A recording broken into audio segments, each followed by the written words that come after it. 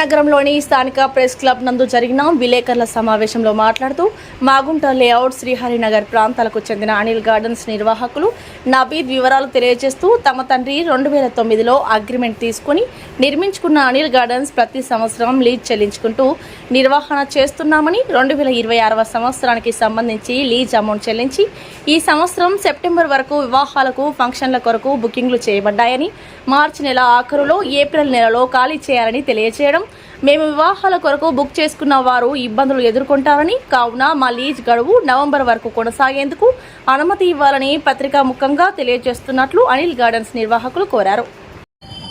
నమస్కారం, నా పేరు నవీద్. అనిల్ గార్డెన్ మండపం ల్యాండ్ లీజ్కి తీసేసుకొని మన అనిల్ కుమార్ డాక్టర్ ఇస్కా అనిల్ కుమార్ రెడ్డి దగ్గర 2029కి లీజ్కి తీసుకున్నాను. మా నాన్నగారు మొహమ్మద్ హబీబుద్దీన్ అబూబాయ్ అని. అప్పటి నుంచి కన్స్ట్రక్షన్ మొత్తం మాదే జరిగింది దానిపైన. ఇప్పుడు 2022లో మా నాన్నగారు చనిపోయారు. అక్కడి నుంచి లీజ్ నా పేరు మీద మార్చుకున్నారు. 2025 నవంబర్లో 2026 కోసం డబ్బులు లీజ్ అమౌంట్ కూడా తీసేసుకున్నారు.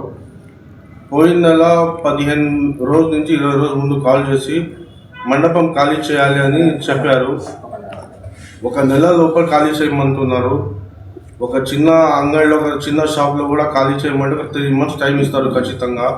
ఇది అంటే 4.5 ఎకరా కళ్యాణ మండపం ఖాళీ చేయమంటే అది ఎలా కుదురుతుంది? కొద్దిగా మన ప్రెస్ వాళ్ళ ద్వారా హెల్ప్ కావాలని, సాయం కావాలని కోరుకుంటున్నాను. స్టార్టింగ్ నా పేరు అర్షద్. మా మామగారు అయిన మొహమ్మద్ హబీబుద్దీన్ గారు 2009లో డాక్టర్ ఇస్కా అనిల్ కుమార్ రెడ్డి గారి దగ్గర పోయి ఆయన స్థలం లీజుకు తీసుకొని 4.5 ఎకరాలలో ఉన్న స్థలాన్ని లీజుకు తీసుకొని కట్టుబడి చేశారు 2009లో. 2010లో పూర్తి అయినది.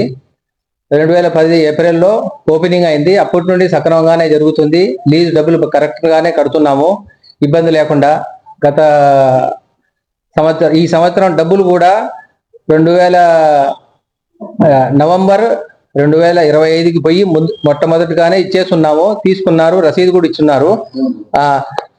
15 లక్షలు కట్టున్నాము. ఇది దాని కట్టుబడికి మా మాయ గారు దాదాపు 4 నుండి 5 కోట్లు ఇన్వెస్ట్మెంట్ చేశారు. బాగానే జరుగుతుంది.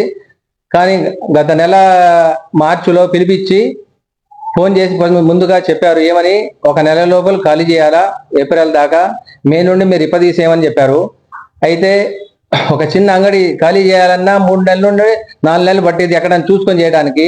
4.5 ఎకరాల్లో ఉన్న మండపాన్ని ఖాళీ చేయాలంటే కొంచెం టైం పట్టింది. ఆ టైంను కూడా కోరాము. ఆయన కుదరని చెప్పారు. అయినా మేము ఏం చేసామంటే కోర్టు సహాయం ద్వారా పోయేసి మేము అప్లికేషన్ కూడా ఇచ్చున్నాము. ఇవాళ సాయంత్రం దాకా రావచ్చు మాకు. ఇంకోటి ఏమనగా, ఇది ఖాళీ చేయడానికి మాకు దాదాపు ఒక 6 నెలలు పట్టిద్ది. ఇంకా మేము బుకింగ్ చేసుకున్నాము. దాదాపు ఆగస్టు సెప్టెంబర్ దాకా బుకింగ్ అయిపోయినాయి. ముందు ఆయన చెప్పే ముందే అన్ని బుకింగ్ అయిపోయినాయి. ఇప్పుడు ఖాళీ చేయమంటే కుదరదు. ఎందుకంటే పెళ్లి చేసుకునే వాళ్ళు మా దగ్గర తగాదా పెట్టుకుంటారు. వచ్చేసి వాళ్ళు కూడా ఇబ్బంది పెడతారు, మేము కూడా ఇబ్బంది పడతాము. చాలా కష్టమైపోద్ది దానికి. అప్పుడు దాకా మేము అడుగున్నాము, పోయి సహాయం అడిగాము. ఈ సంవత్సరంలో ఖాళీ చేసేస్తామని కూడా చెప్పేశాము, మాకు టైం ఇవ్వండి. కానీ కుదరదని చెప్పారు. అందువల్ల మేము మీ సహాయం కోరుకుంటున్నాం.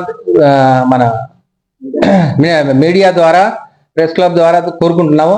మీరు కూడా మాకు సహాయం చేయాల్సిందిగా కోరుచున్నాము. అగ్రిమెంట్ మామూలుగా ఇన్ని సంవత్సరాన్ని కాదు, ఓన్లీ ఇయర్ టు ఇయర్ చేస్తున్నారు అగ్రిమెంట్. ఈ సంవత్సరం కూడా కాగితం కూడా రాసి ఇచ్చేశారు.